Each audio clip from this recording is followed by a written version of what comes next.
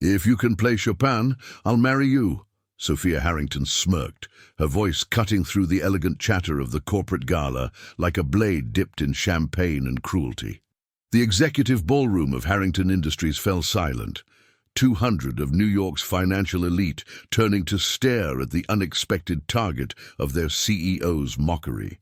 Dexter Thompson froze beside the gleaming Steinway grand piano, his dark hands still gripping the polishing cloth he'd been using to clean the instrument's ebony surface. At 36, he'd perfected the art of invisibility. A black man in a grey janitor's uniform, existing in the margins of a world that never looked twice at the help. But now, under the crystal chandelier's harsh light, he felt exposed, pinned like a butterfly under glass. The laughter started as a ripple and built to a wave. Board members in $1,000 tuxedos, socialites dripping with diamonds, politicians whose campaigns Harrington Industries funded, all of them delighting in the spectacle of their untouchable CEO toying with the cleaning staff.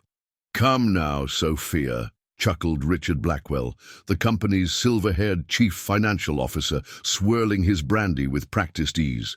"Don't torture the poor man. We all know you only jest because you're safe. What janitor could possibly—" "I can play Chopin." "Dude." The words dropped into the room like stones into still water. Dexter's voice was quiet, steady, carrying the kind of authority that came from absolute certainty rather than bravado. Sophia's perfectly manicured eyebrow arched with amused skepticism. At 42, she was Manhattan royalty, third-generation CEO of a financial empire, educated at Wharton and Oxford, her tailored black evening gown worth more than most people's annual salary. She'd inherited not just wealth, but the casual cruelty that came with never being told no, never facing consequences for her whims. "Excuse me," she said, her tone suggesting she'd misheard something too ridiculous to be real. "I said I can play Chopin," Dexter repeated, setting down his cleaning cloth with deliberate precision. "Any piece you'd like." The silence that followed was deafening. Someone's champagne flute clinked against another in the stillness. A woman's nervous giggle died abruptly when she realized no one else was laughing. Dexter Thompson had spent 15 years perfecting the art of being overlooked. After his wife, Keisha, died in a car accident when their daughter Melody was 4, he'd taken the night janitorial job at Harrington Industries because it paid well enough to cover their Queens apartment, provided health insurance, and let him be home during the day when Melody needed him most. The irony wasn't lost on him. A man who'd once been hailed as the most promising classical pianist of his generation, now cleaning the offices of people who attended galas for the very orchestras he used to perform with. The accident had stolen more than Keisha. It had shattered Dexter's confidence, his belief in his own hands, his willingness to expose his soul through music to audiences who might judge him wanting. For 7 years, he'd played only for Melody, their small apartment filled with the sounds of Bach, Debussy, and yes, Chopin, as he helped his daughter with her own violin practice. But Melody wasn't here tonight to witness this moment of madness. "You're serious," Sophia said, and something in her tone had shifted from mocking amusement to genuine curiosity. She moved closer to the piano, her heels clicking against the marble floor with the rhythm of an approaching storm. "You actually believe you can play Frédéric Chopin?" "I know I can," Dexter replied simply. Richard Blackwell stepped forward, sensing an opportunity to curry favor with his boss while humiliating the help. "Sophia, surely you don't intend to—" "Quiet, Richard." Sophia's voice was sharp enough to cut glass. She never took her eyes off Dexter as she spoke. "Very well, Mr. Thompson. Dexter Thompson. Mr. Thompson, you've accepted my challenge."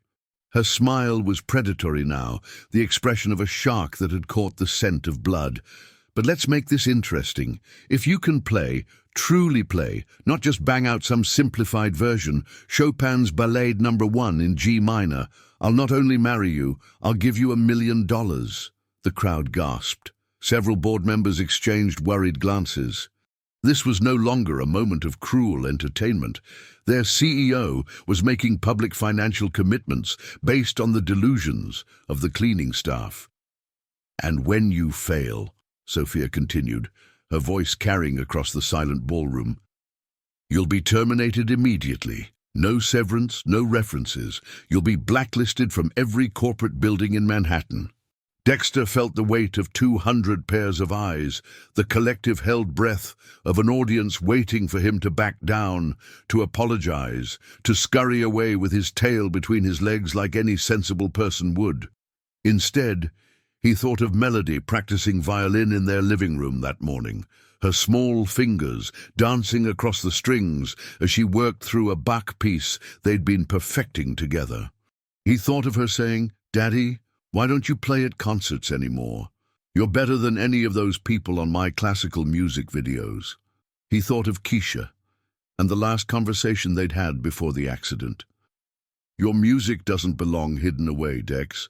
Promise me that someday you'll let the world hear it again." "I accept," Dexter said.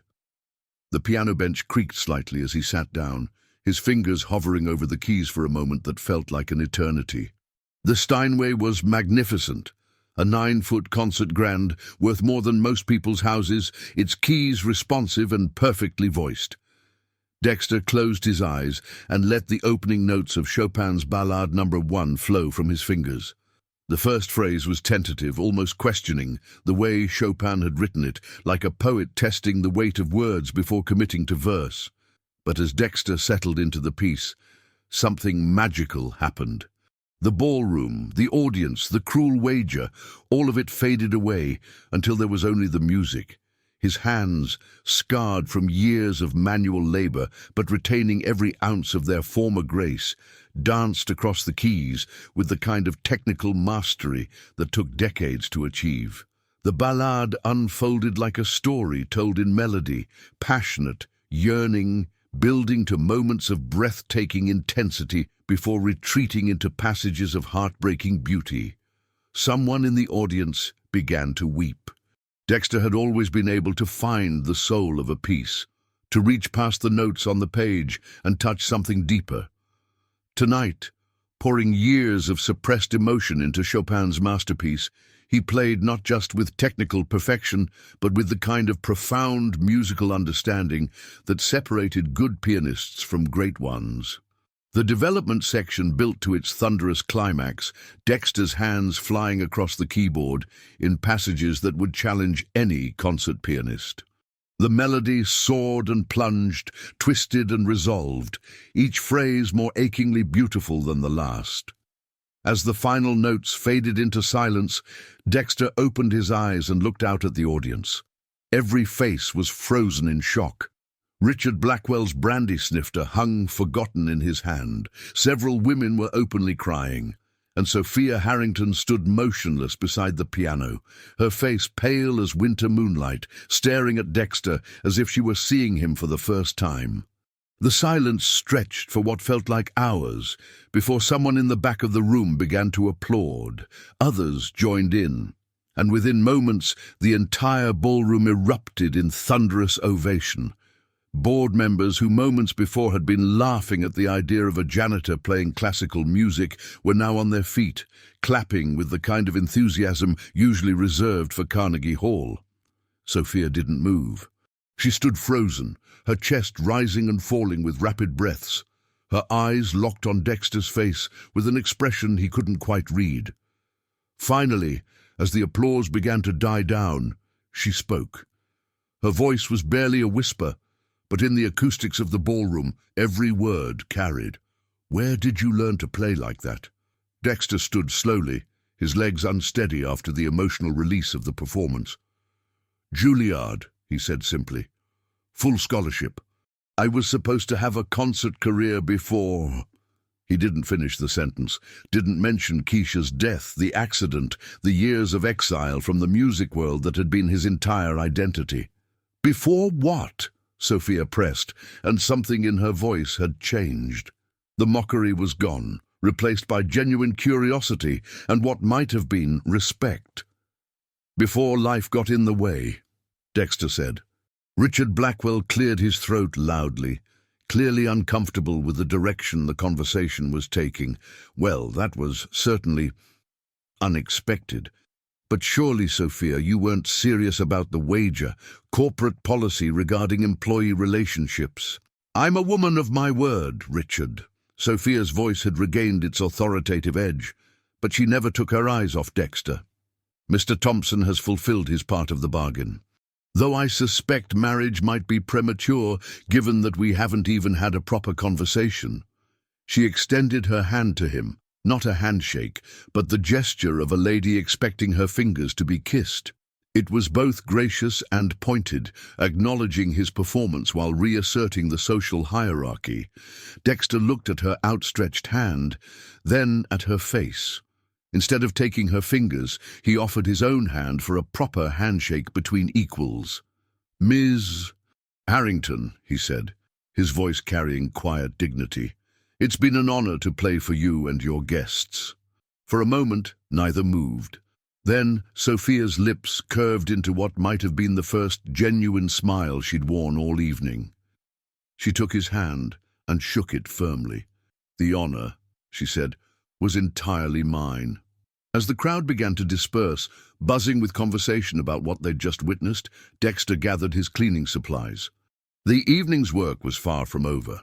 Galas generated twice the usual amount of cleanup, but as he wheeled his cart toward the service elevator, he caught sight of Richard Blackwell in heated conversation with two other board members, their voices low and urgent. He couldn't make out the words, but their expressions suggested that the evening's events had created complications beyond a simple wager between CEO and janitor. Dexter filed the observation away as he disappeared into the service corridors of Harrington Industries, not knowing that his moment of musical triumph had just painted a target on both his back and Sophia's. Some performances, he was about to learn, had consequences that echoed far beyond the final note. The aftermath of Dexter's performance rippled through Harrington Industries like an earthquake with delayed aftershocks. By morning, videos of the janitor pianist had gone viral on social media, shared by guests who'd captured the moment on their phones.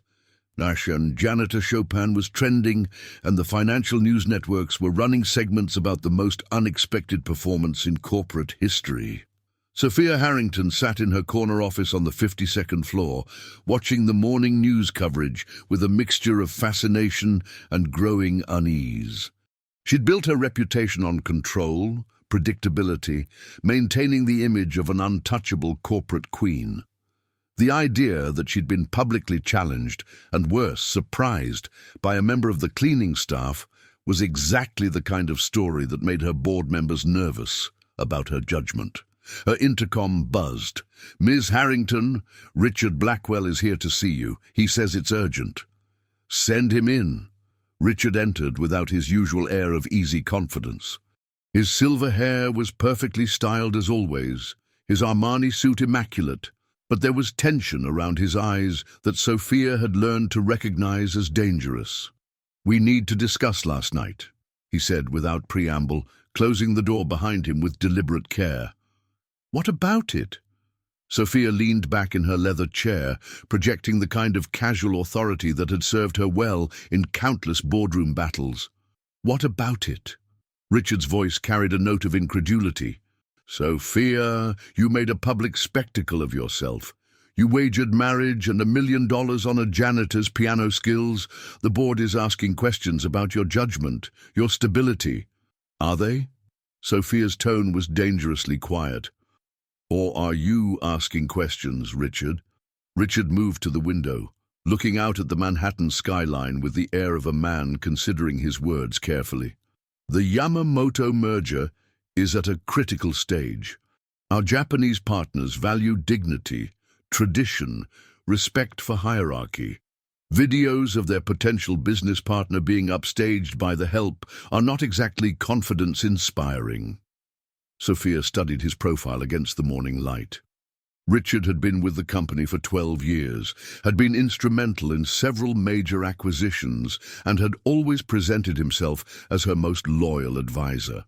But lately, She'd begun to notice things, small inconsistencies in his reports, meetings he attended that weren't on official calendars, phone calls that ended abruptly when she entered a room.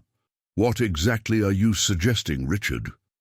He turned from the window, his expression crafted to project concerned friendship. "I'm suggesting that perhaps it's time to consider stepping back from day-to-day operations. Your father built this company with the understanding that leadership requires consistency, predictability, not public wages with the cleaning staff." There it was, the knife sliding between her ribs with surgical precision, her father's legacy, the weight of 3 generations of Harrington leadership used as a weapon against her judgment. "I see." Sophia's voice betrayed nothing of the rage building in her chest. "And I suppose you have thoughts on who might provide this consistency. The board has asked me to serve as interim CEO while you take some time to reassess your priorities." The silence that followed was deafening. Through the floor-to-ceiling windows, Manhattan sprawled below them, a city built by people who understood that power was taken, not given, and that the moment you showed weakness, the sharks began to circle. "Get out," Sophia said quietly. "Sophia, get out of my office, Richard, now." After he left, Sophia sat alone for a long time, watching the morning traffic flow through the streets below. She thought about her father, about the late nights she'd spent learning the business at his side, about the promises she'd made to honor his legacy while making the company her own. She thought about Dexter Thompson and the way his hands had moved across the piano keys with the kind of mastery that couldn't be faked or bought. She thought about the expression on his face as he'd played, not the look of a man trying to win a bet, but the look of someone sharing a piece of his soul. And she thought about Richard's words, the careful way he'd presented the board's concerns, as if they were his own reluctant duty rather than his obvious ambition. 3 floors below, Dexter was in the middle of his normal morning routine, emptying trash cans in the accounting department, replacing water cooler bottles, cleaning conference room whiteboards covered with financial projections and strategic plans.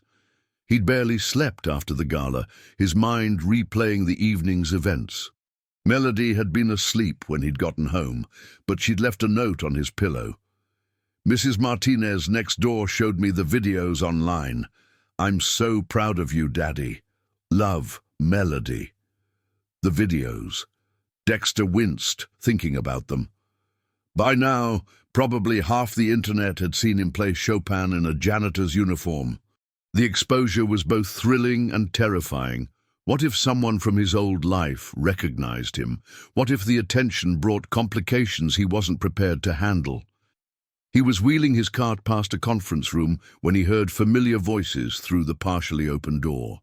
Richard Blackwell was inside with 2 other board members, Catherine Westbrook and James Morrison, both old-money conservatives who'd never hidden their skepticism about Sophia's leadership. "The Yamamoto deal is worth $2 billion, Richard was saying, his voice carrying the urgency of someone making a crucial argument. "If Sophia's erratic behavior costs us that partnership, the shareholders will demand accountability." Last night was certainly unconventional. Catherine's crisp British accent made everything sound like a judgment. "But is it grounds for removal?" "It's grounds for questioning her fitness to lead," Richard replied. "And that's all we need. A vote of no confidence from the board, a transition plan that prioritizes stability. The company's reputation depends on it." Dexter froze in the hallway, his cleaning cart suddenly feeling like the loudest thing in the building. This wasn't just about last night's wager. This was a coup, carefully planned and methodically executed. "What about Thompson?" James Morrison's gravelly voice carried a note of concern. "If he starts talking to reporters about the company culture, the working conditions, Thompson won't be a problem," Richard said with cold certainty. "He'll be terminated this afternoon.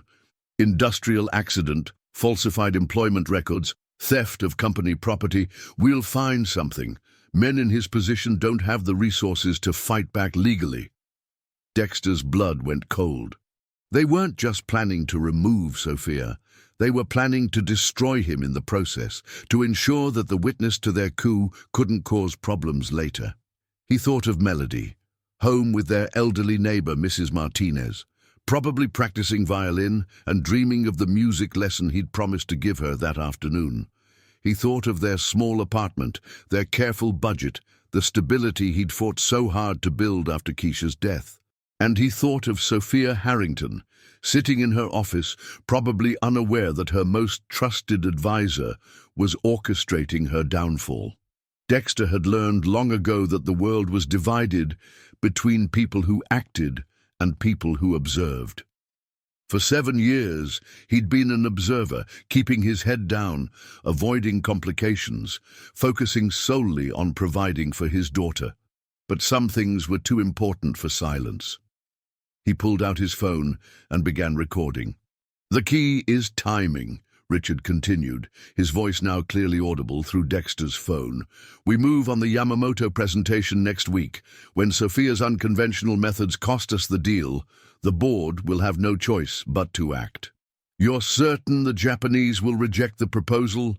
Catherine asked. "I'm certain they'll reject Sophia's proposal," Richard replied, and there was something in his tone that made Dexter's stomach lurch. "The numbers I've provided them paint a very different picture of our financial stability than what Sophia will present. Sabotage. They weren't just planning to remove Sophia after she failed, they were ensuring her failure through deliberate manipulation of the merger terms."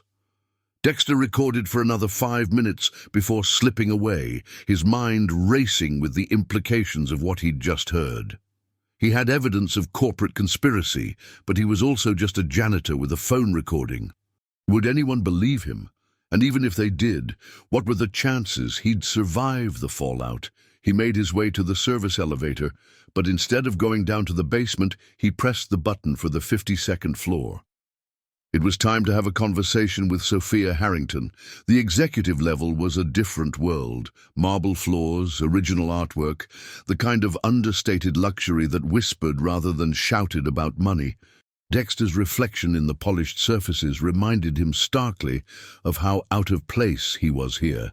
Sophia's assistant, a sharp-eyed woman named Victoria, looked up from her desk with the expression of someone encountering an unexpected and possibly dangerous wild animal. "I'm sorry, but this floor is restricted to—" "I need to speak with Ms. Harrington," Dexter interrupted, his voice carrying an urgency that cut through normal corporate protocol. "It's about the board meeting Richard Blackwell is planning."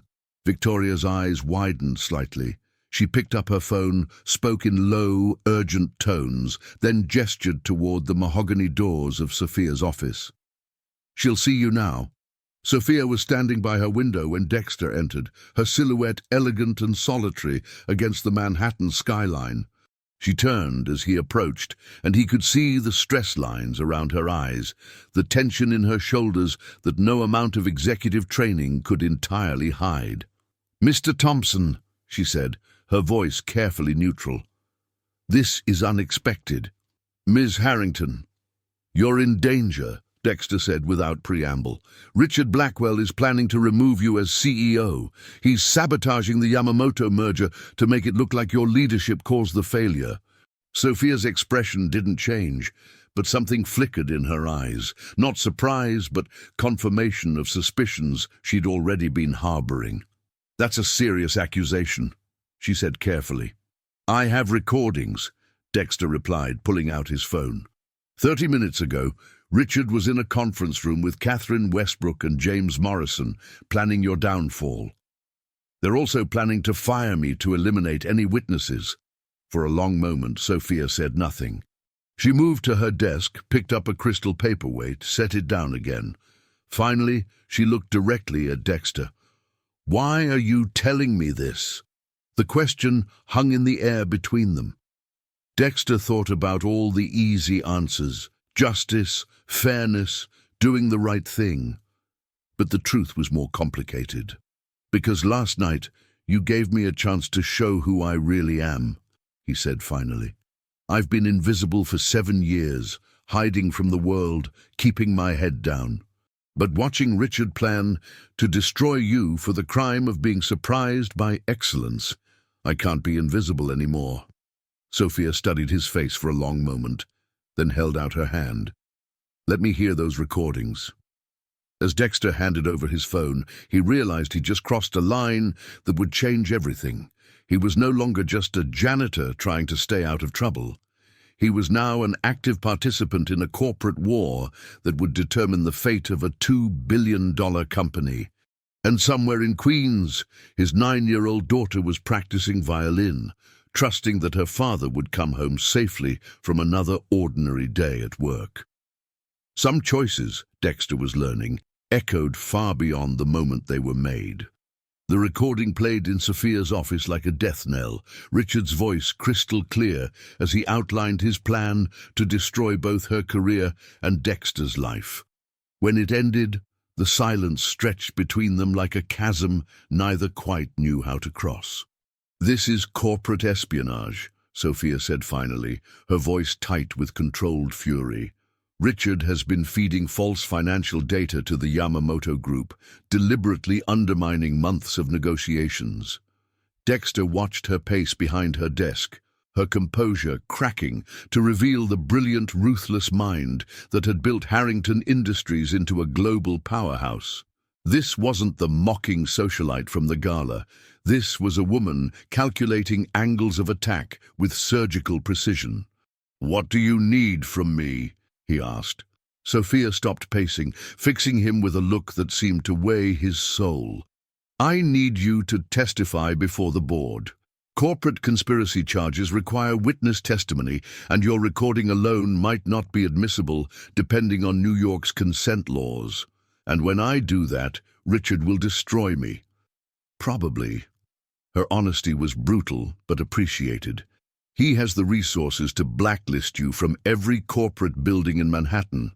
He could fabricate criminal charges, ruin your credit, make it impossible for you to find work anywhere." Dexter thought of Melody, probably finishing her morning violin practice right now, her small fingers dancing across strings with the same precision he'd brought to Chopin's keys. He thought of their carefully maintained stability, the health insurance that covered her music lessons, the steady paycheck that kept their Queen's apartment, the routine that had given them both security after Keisha's death. "There's something else," Sophia continued, her voice softer now. "Richard mentioned you specifically on that recording. He's planning to fire you this afternoon, regardless of whether you help me or not. He sees you as a witness to be eliminated." The words hit Dexter like a physical blow. He'd spent 7 years being invisible, avoiding exactly this kind of attention, and one night of music had painted a target on his back that he couldn't escape. "So I'm already dead," he said quietly. "Professionally, yes, unless we move first." Dexter pulled out his phone and scrolled to Mrs. Martinez's number. His neighbor answered on the second ring, her voice warm with the accent of her native Puerto Rico. "Dexter, is everything okay, mijo? Mrs. Martinez, I need you to pick up Melody from school today and keep her overnight. Something's happening at work, and I need to know she's safe." There was a pause. Mrs. Martinez had helped him through the darkest period after Keisha's death, had watched him build their small life from scratch. She understood crisis in his voice. "Of course, should I be worried?" "Just keep her close. I'll explain everything tonight." After he hung up, Sophia was watching him with an expression he couldn't quite read. "Your daughter?" "Melody. She's 9. She plays violin." Dexter's voice carried both pride and fear. "She's the reason I've stayed invisible for so long. After her mother died, I couldn't risk anything that might take me away from her. And now you're risking everything to help someone who humiliated you in front of 200 people. Dexter considered this. "You didn't humiliate me. You gave me a stage." Before Sophia could respond, her assistant Victoria's voice crackled through the intercom. "Ms. Harrington, security is here. They're asking for Dexter Thompson." Sophia and Dexter exchanged glances. Richard was moving faster than expected. "Tell them Mr. Thompson is in a meeting with me and cannot be disturbed," Sophia replied, her voice carrying absolute authority. "They say they have orders from Richard Blackwell to escort him from the building immediately. And I'm telling them that Mr. Thompson is under my direct protection as a potential witness in a corporate investigation. If they have a problem with that, they can call the board of directors." The intercom went silent. Through the office windows, Dexter could see storm clouds gathering over Manhattan, the sky darkening with the promise of rain. "That won't hold them for long," Sophia said. "Richard has influence with building security." "Then we move now." Dexter stood up, decision crystallizing with the clarity that had carried him through Afghanistan firefights and the devastating aftermath of Keisha's death. "Call the board meeting. I'll testify." "Dexter, my daughter thinks I'm a hero," he said simply. "For 7 years, I've been trying to prove her wrong, trying to show her that keeping your head down and staying safe is more important than standing up for what's right. Maybe it's time I proved her right instead." The emergency board meeting convened in Harrington Industries' main conference room at 2 o'clock, the mahogany table surrounded by 12 of Manhattan's most powerful executives. Richard had called the meeting ostensibly to discuss concerns about executive judgment, but Sophia had outmaneuvered him by invoking her right to present evidence of corporate misconduct. Dexter sat at one end of the table in his janitor's uniform, feeling like Daniel in the lion's den.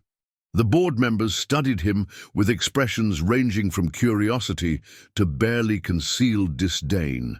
These were people who moved billions of dollars with phone calls, who shaped policy and destroyed lives without a second thought.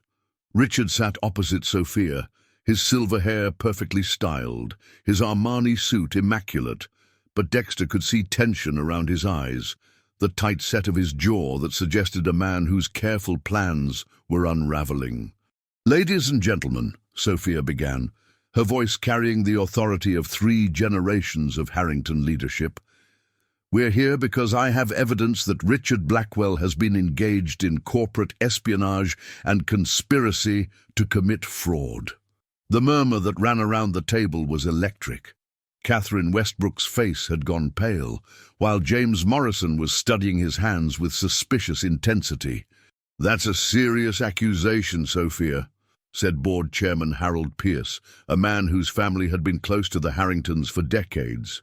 "What evidence?" Sophia nodded to Dexter. With steady hands, he placed his phone on the table and pressed play. Richard's voice filled the room, clear and damning. "The key is timing. We move on the Yamamoto presentation next week. When Sophia's unconventional methods cost us the deal, the board will have no choice but to act." As the recording continued, Dexter watched the faces around the table. Horror, shock, calculation. The board was processing not just the betrayal, but the implications for their own positions. When Catherine's voice came through the speaker, asking about ensuring the Japanese would reject the proposal, and Richard's reply about providing them with very different numbers, Harold Pierce's face went white. "This recording," Richard said when it finished, his voice steady but strained, "was obtained illegally, without consent, by a man who has already demonstrated questionable judgment and possible mental instability." "Are you questioning my mental stability, Richard?" Dexter asked quietly. "I'm questioning your motives. You made a spectacle of yourself at a corporate gala, and now you're making wild accusations against your betters to cover your own—" "My betters?" The words came out sharper than Dexter intended. 7 years of swallowed pride, of being invisible, of listening to men like Richard dismiss people like him as irrelevant, crystallized into cold fury. "Richard, I have 2 degrees from Juilliard and a service record from 3 tours in Afghanistan. The only thing that makes you my better is your willingness to lie and steal." The room fell silent. Several board members were staring at Dexter with new interest. This wasn't the subservient janitor they'd expected. "Mr. Thompson," Harold Pierce said carefully. "Are you prepared to swear under oath that this recording is authentic and unedited?" "I am. And you understand that making false accusations against corporate officers is grounds for both civil and criminal prosecution." Dexter thought of Melody, safe with Mrs. Martinez, probably practicing violin and wondering when her father would come home. He thought of Keisha and the promise he'd made to always do what was right, even when it was hard. "I understand, and I'm telling the truth." Harold Pierce looked around the table, taking the measure of his fellow board members. "Richard, do you have a response to these allegations?" Richard's composure finally cracked. "This is a witch hunt, based on the delusions of a janitor who clearly harbors resentment against his social betters. The man is trying to destroy me because I questioned his little piano performance." "Actually," Dexter said quietly, "I'm trying to save this company from a man who thinks $2 billion is worth stealing if it puts him in the CEO's chair." The vote was swift and unanimous. Richard Blackwell was suspended pending a full investigation, his access to company systems revoked immediately, and criminal charges referred to the Manhattan District Attorney's office.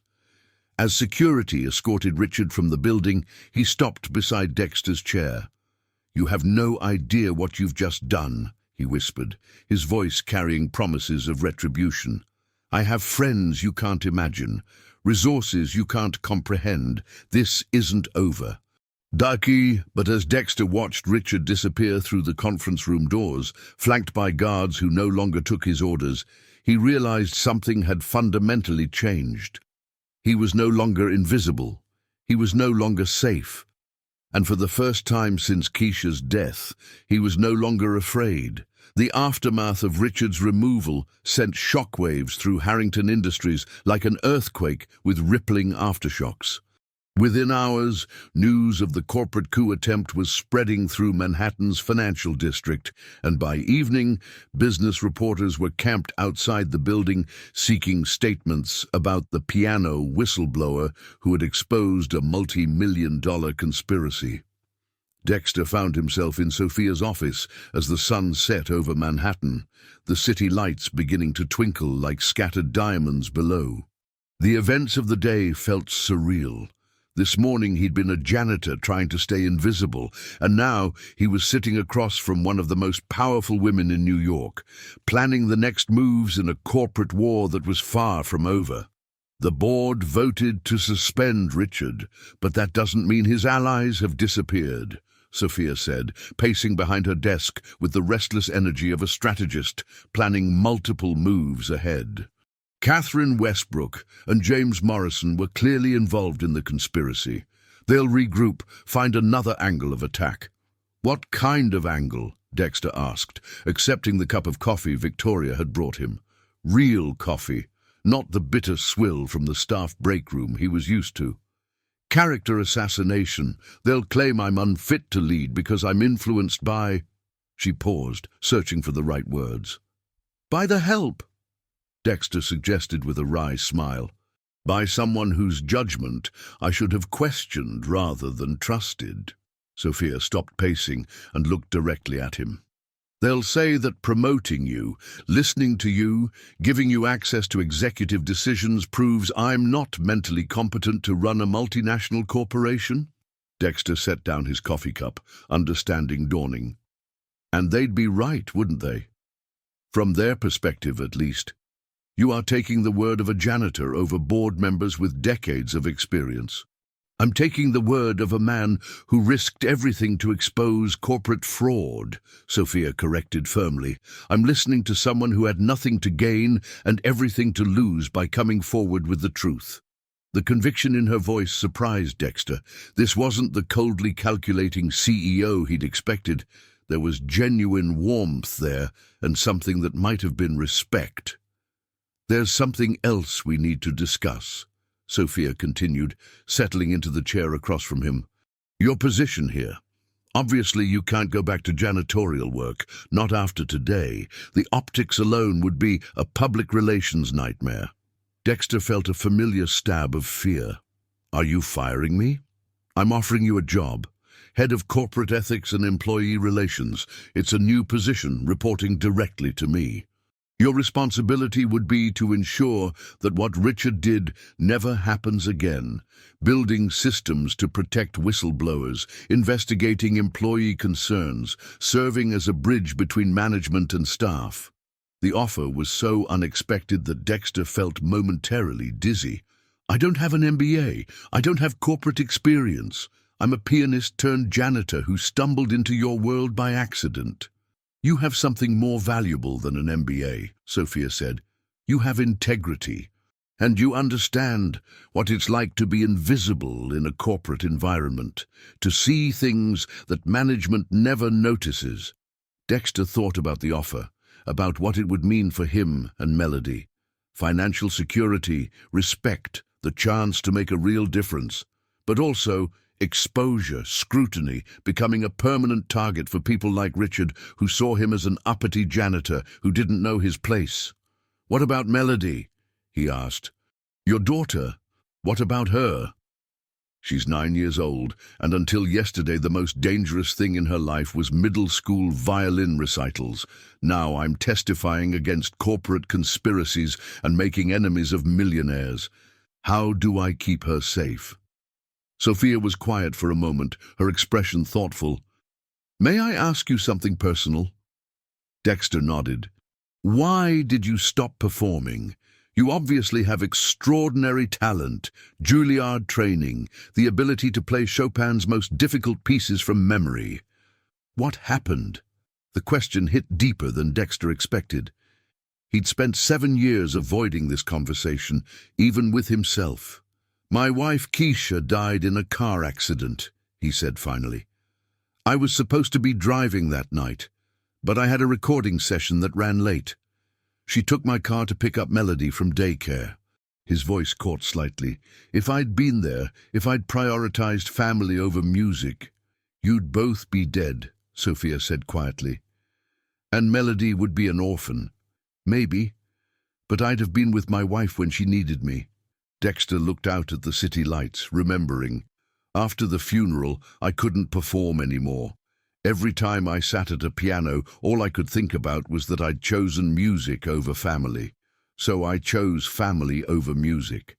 And now? Now I'm not sure I can choose family over justice, which probably makes me a terrible father. Sophia leaned forward, her voice intense. Dexter, I've spent my entire life in boardrooms filled with men who justify moral cowardice by claiming they're protecting their families. They enable corruption, ignore fraud, destroy lives, and then go home and tell their children they did it all for them. She paused. You're not protecting Melody by teaching her that integrity is less important than safety. You're teaching her to be complicit. The words stung because they felt true. Dexter thought about Melody's reaction to the viral videos, her pride in seeing her father perform. She hadn't been embarrassed or afraid, she'd been proud. If I take this job, he said slowly, I need guarantees about Melody's safety. Done. Corporate security will provide protection for both of you. We'll also arrange for her to attend Whitmore Academy. It's a private school with excellent security and one of the best music programs in the city. I can't afford private school tuition. The position comes with full family benefits, including education expenses. Sophia smiled slightly. Consider it part of keeping you happy, so you don't decide to work for the competition. As if on cue, Dexter's phone buzzed with a text from Mrs. Martinez. Melody wants to know if you're famous now. Also, she practiced violin for 2 hours and says to tell you she's ready for the Vivaldi piece you promised to teach her. There's one more thing, Sophia said, watching him read the message. I owe you an apology for last night. That wager was cruel and unnecessary. I was performing for an audience that I thought expected that kind of behavior from me. Why did you do it? Dexter asked, genuine curiosity replacing any lingering resentment. Sophia was quiet for a long moment, staring out at the city lights. Because I've spent my entire life being told that I'm not good enough, smart enough, strong enough to run this company. That I'm only here because of my father's name. And sometimes when I'm feeling particularly insecure, I lash out at people who remind me of my own inadequacies. How do I remind you of your inadequacies? You don't, actually. But last night, watching you clean that piano with such care, such attention to detail, it reminded me that there are people in this building who take pride in their work, regardless of whether anyone notices. And I realized I've been so focused on proving I belong in the boardroom that I'd forgotten what it means to actually care about the work itself. The honesty in her voice was startling. This wasn't the Ice Queen CEO from the corporate rumors. This was someone genuinely struggling with the weight of inherited responsibility and imposed expectations. "So," Dexter said, "we're both imposters trying to figure out how to be worthy of other people's expectations." "It would seem so." Sophia extended her hand across the desk. "Partners."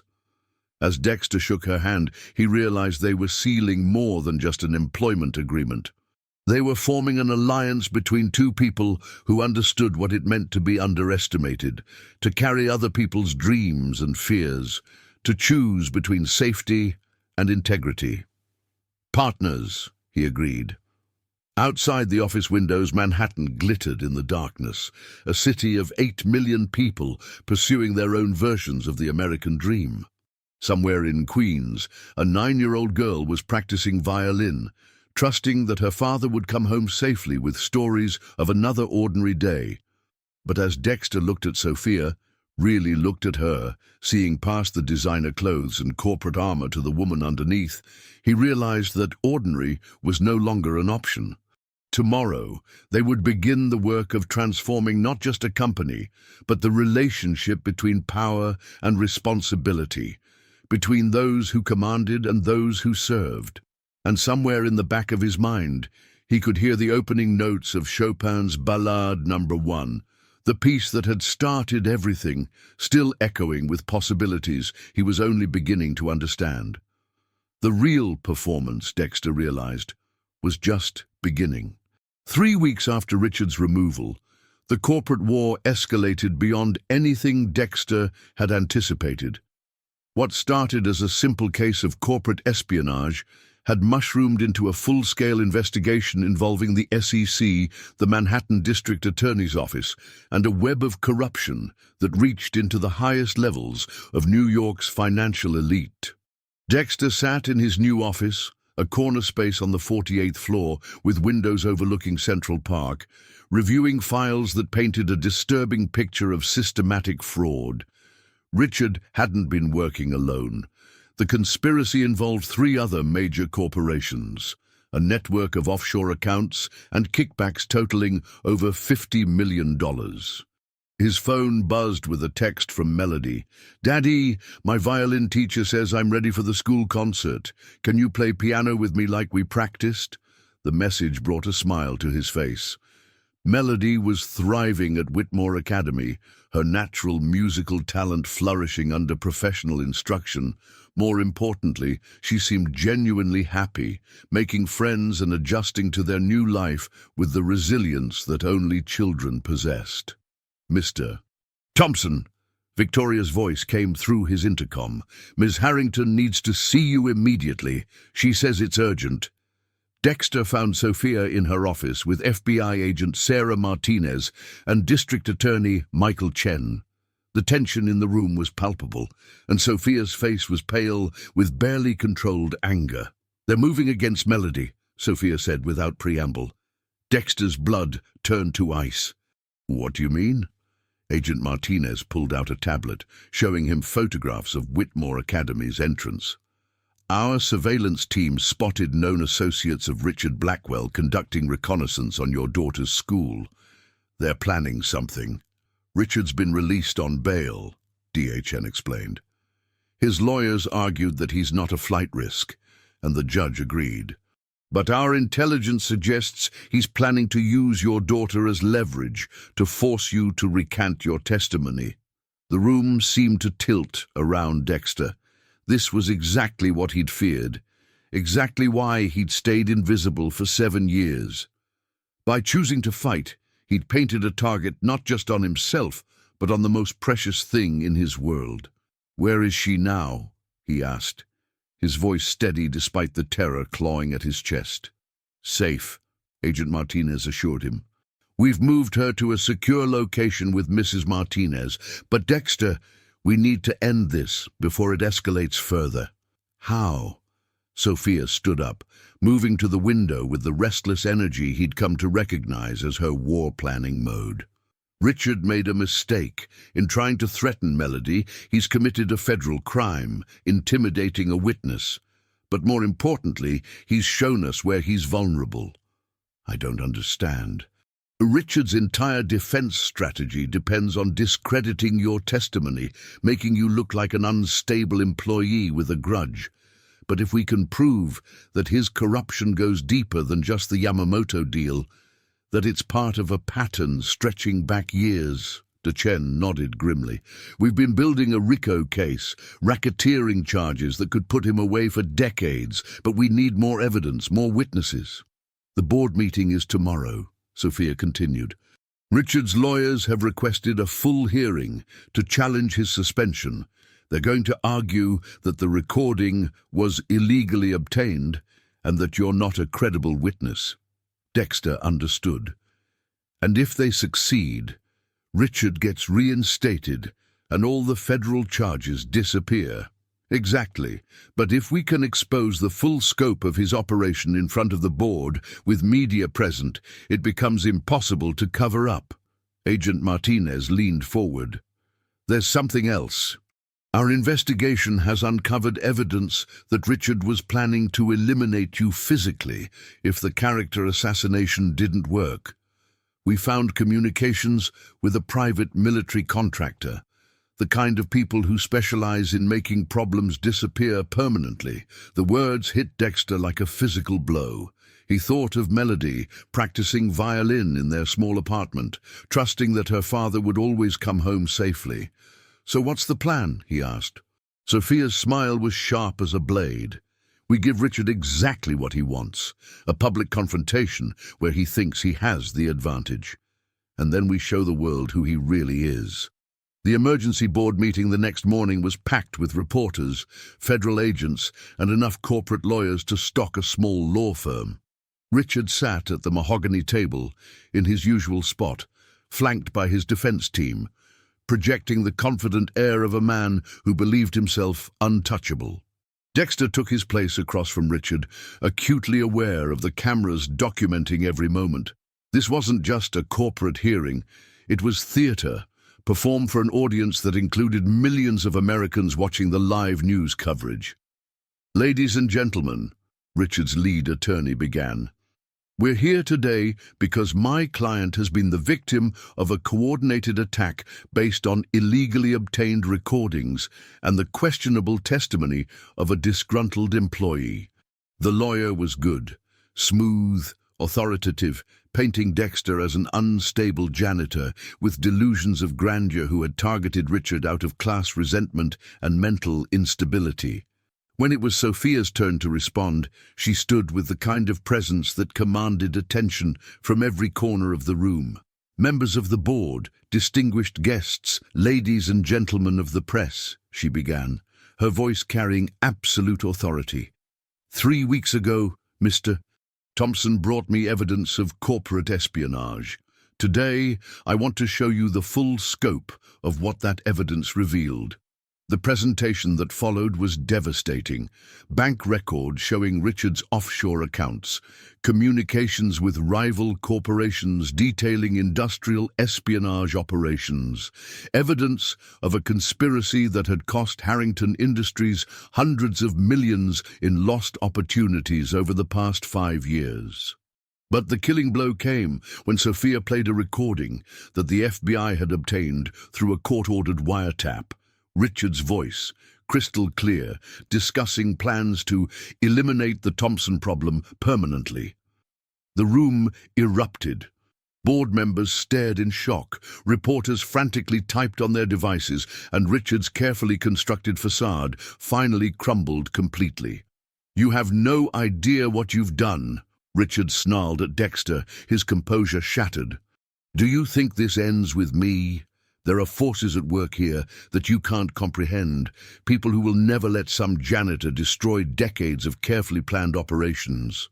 Maybe, Dexter said quietly, standing to face Richard across the table. But I'm not just some janitor anymore. I'm a father who refuses to let men like you define what's possible for people like me. As federal agents moved in to arrest Richard on the expanded charges, he looked directly at Dexter with undisguised hatred. This isn't over. My associates will— Your associates, Agent Martinez interrupted, snapping handcuffs onto Richard's wrists, are currently being arrested in coordinated raids across 3 states. It's very much over, Mr. Blackwell. The board voted unanimously to terminate Richard's employment and support full prosecution of all criminal charges. Catherine Westbrook and James Morrison, faced with evidence of their own complicity, resigned immediately rather than face federal investigation. As the room cleared and reporters filed their stories about the piano whistleblower who had brought down a multi-million-dollar conspiracy, Dexter found himself alone with Sophia in the boardroom where everything had started. "So," she said, settling into her chair with visible relief. "How does it feel to be a hero?" "Terrifying," Dexter admitted. "I keep waiting for the other shoe to drop." "There is no other shoe. Richard's network is dismantled, the federal charges will stick, and you and Melody are safe." Sophia paused. "More than safe, actually. The board just approved a new position, Chief Ethics Officer, with a seat on the board itself." Dexter stared at her. "You're offering me a board position?" "I'm offering you the chance to ensure that what happened here never happens again, anywhere."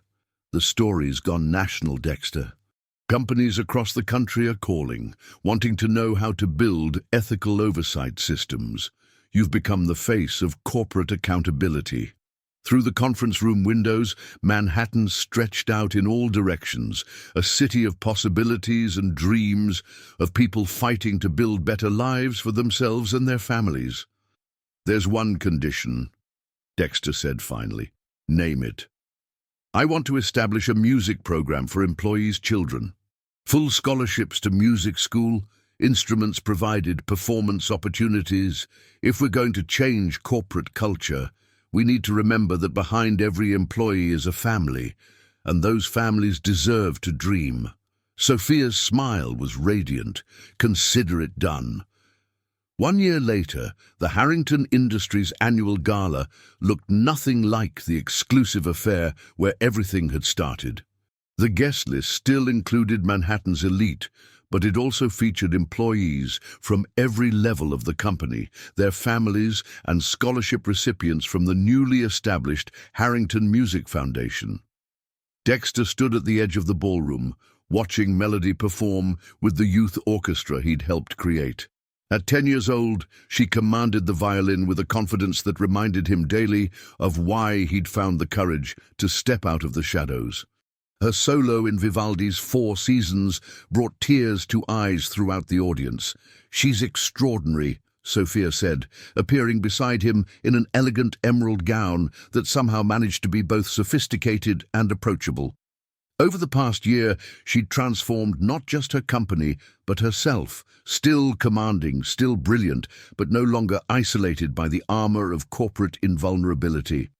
"She gets that from her mother," Dexter replied, straightening his bow tie. The formal wear still felt foreign, but he was learning to be comfortable with visibility, with being someone who belonged in rooms like this. And her courage from her father. The youth orchestra finished to thunderous applause, and Melody bounded over to them, her face flushed with the joy of performance. She'd grown 3 inches in the past year, her confidence blooming alongside her musical abilities. "Did you hear my solo, Daddy?" "Mrs. Chen says I'm ready for the Mozart concerto." "I heard every note, sweetheart. You were magnificent." Dexter hugged her tightly, still marveling at how their lives had changed. The cramped Queen's apartment was now a spacious Manhattan townhouse. The constant worry about bills had been replaced by the luxury of planning for Melody's future. But most importantly, the fear that had defined their existence for 7 years had been replaced by hope. "Sophia, are you going to play with Daddy tonight?" Melody asked, with the directness that only children possessed. Sophia and Dexter exchanged glances. Over the past year, their professional partnership had evolved into something deeper, tentative at first, then with growing certainty. They discovered that beneath the surface differences of race and class lay a shared understanding of responsibility, integrity, and the courage required to build something meaningful. "That depends," Sophia said with mock seriousness, "on whether your father thinks I'm good enough to accompany him." "She's been practicing," Dexter told Melody conspirationally. "I think she might be ready for the Chopin." The same Steinway grand piano dominated the center of the ballroom, but tonight it represented possibility rather than challenge. As Dexter took his place at the bench, he felt none of the terror that had accompanied his performance a year ago. This time he wasn't fighting for survival, he was celebrating transformation. Sophia settled beside him on the piano bench, her presence both steadying and electrifying. They'd spent months working on Chopin's variations on Mozart's Lasciarem la mano, a piece written for 4 hands that required perfect synchronization and trust between the performers. As they began to play, Dexter marveled at how naturally their hands moved together, finding the rhythm and phrasing that made the music come alive. Sophia had proven to be a dedicated student, bringing the same intensity to learning piano that she brought to everything else. But more than technical proficiency, she brought understanding. When they played together, the barriers between CEO and employee, between different worlds and backgrounds, simply disappeared. There was only the music and the connection between two people who had learned to trust each other completely. The audience was silent as the variations unfolded, each section building on the last in complexity and emotional depth. This wasn't the desperate, survival-driven performance of a year ago. This was joy expressed through shared creativity, two people creating something beautiful together. As the final notes faded, the ballroom erupted in applause. But Dexter's attention was focused entirely on Sophia, on the smile that lit up her face and the way her eyes sparkled with accomplishment. "Not bad for a CEO," he said softly. "Not bad for a board member," she replied, and there was something in her voice that made his heart skip. Later, as the gala wound down and guests began to leave, Dexter found himself on the balcony overlooking Central Park with Sophia and Melody. The October air was crisp with the promise of winter, and the city lights twinkled like earthbound stars. "Daddy," Melody said, settling between them on the stone bench, "Mrs. Martinez says you're going to ask Sophia to marry you." Dexter nearly choked on his champagne. "Mrs. Martinez talks too much. She also says you've been carrying around a ring for 3 months, but you're too scared to give it to her." Sophia turned to look at him, eyebrows raised with amused interest. "Is that true?" Dexter felt heat rise in his cheeks. Even after a year of high-stakes board meetings and federal testimony, nothing terrified him quite like the prospect of proposing to Sophia Harrington. "I might have looked at some rings," he admitted. "Just looked?" Melody giggled. "He has it in his jacket pocket right now. I saw him check it like 10 times during dinner." Dexter glared at his daughter. "You're supposed to be on my side." "I am on your side. That's why I'm helping you not be a chicken." Sophia laughed, the genuine, unguarded sound that had become one of Dexter's favorite things in the world. "Well, Mr. Thompson, it seems you've been caught red-handed. What do you have to say for yourself?" The moment had arrived with typical chaos and imperfect timing. This wasn't the romantic, perfectly planned proposal he'd imagined. It was messy and public and complicated, exactly like everything else in their relationship. Dexter reached into his jacket pocket and pulled out a small velvet box, his hands trembling slightly. "I was going to wait until I found the perfect moment, the perfect words. The perfect moment is now," Sophia said softly, taking his hand. "And the perfect words are whatever's in your heart." Dexter opened the box, revealing a ring he'd chosen not for its size or ostentation, but for its elegance and the way it reminded him of Sophia herself. Strong, beautiful, and absolutely unique. "Sophia Harrington," he began, his voice steadying as he found his courage. "A year ago, you challenged me to show you who I really was. What I didn't expect was that you'd show me who I could become. You've made me braver, better, stronger than I ever thought possible." Melody was practically bouncing with excitement, while Sophia's eyes had filled with tears. "I love your brilliance, your passion, your refusal to accept that things can't be changed. I love the way you've embraced Melody as your own, and the way you've helped us both discover that family isn't just about blood. It's about choosing to love and support each other every single day." He slipped off the bench and knelt on the balcony, holding the ring up to catch the light from the ballroom. "Will you marry me? Will you help me build a life where love matters more than status, where integrity matters more than profit, where music and laughter and joy matter more than anything else?" Sophia's answer was to slide off the bench and kiss him, her arms wrapping around his neck as Melody cheered in the background. When they finally broke apart, both were laughing and crying simultaneously. "Yes," Sophia whispered against his lips, "yes to all of it." As Dexter slipped the ring onto her finger, he realized that this moment, chaotic and imperfect and absolutely right, was the culmination of a journey that had started with a cruel wager and transformed into something neither of them could have imagined. 6 months later, they were married in a ceremony that reflected everything they'd learned about breaking down barriers and building bridges. The wedding took place in Central Park, with music provided by the Harrington Youth Orchestra and guests ranging from federal judges to night shift janitors. Melody served as maid of honor, her violin solo of Canon in D bringing the entire assembly to tears. Mrs. Martinez walked Sophia down the aisle, having become the grandmother figure neither woman had expected to find. As they exchanged vows under an arch of autumn leaves, Dexter thought about the impossible journey that had brought them here. A moment of cruel entertainment had become an opportunity for justice.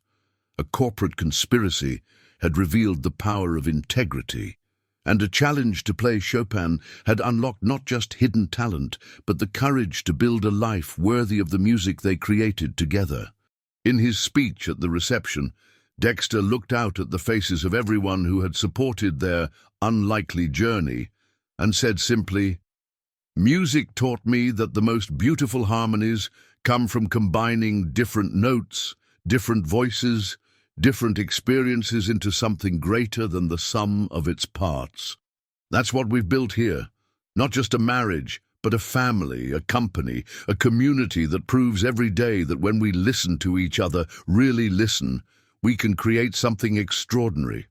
Later that evening, as they danced to a song Melody had composed, especially for them, Sophia whispered in his ear, "So, Mr. Thompson, any regrets about accepting my challenge?" Dexter spun her around, her laughter filling the night air, and thought about everything they'd overcome, everything they'd built, everything still waiting to be discovered. "None," he said, pulling her close. "Not a single one." And as the music swirled around them, wedding guests, family, friends, and the city lights of Manhattan twinkling like stars, Dexter Thompson understood that sometimes the most beautiful symphonies began with a single, perfect, impossible note. The music, he realized, had only just begun.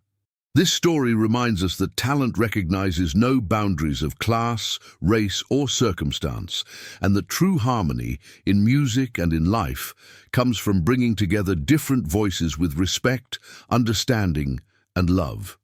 Sometimes the most powerful response to prejudice isn't anger or retreat, but excellence performed with dignity and grace. In a world that often judges people by their uniforms rather than their character, by their positions rather than their potential, Dexter and Sophia's journey shows us that extraordinary things happen when we choose to see each other's humanity instead of each other's labels.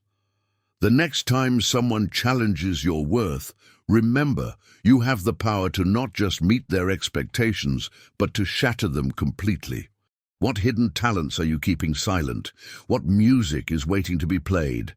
Like and subscribe for more stories that celebrate the extraordinary potential in ordinary people. And remember, sometimes the most beautiful music comes from the most unexpected performers.